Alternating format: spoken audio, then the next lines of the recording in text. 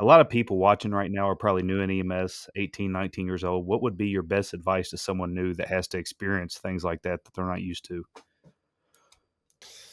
I mean, it is weird because most people, most of us are really young when we come into it. Mhm. I mean, think about that for a second. Like when I talk to people about that now, I'm always like, imagine you're 23 years old and you're watching some of these last moments. And these are kind of heavy things, and it comes at comes at us so young. We don't know much about the outside world, and then suddenly we're having to deal with like really important stuff about life and death. So I just understand that is the reality. That you are going to be very uncomfortable, even if you're not, like emotionally, like looking the way people do on television. There's like one of the things that drives me crazy about all these medical shows is how distraught everybody looks. That's just not how we feel.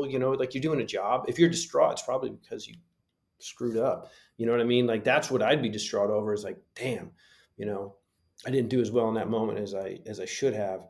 But you're gonna feel nervous, you're gonna feel out of your depth, and these are all like totally normal and expected things. It's how everybody feels when you first get into it. The first few times that you see these things happen, there's a lot of doubt. And the reason I wanted to start with that story was like I thought it in so many ways encapsulated at least my experience, which was this sense of like I'm not really sure what I'm supposed to be doing. I have a ton of doubt. I'm very nervous.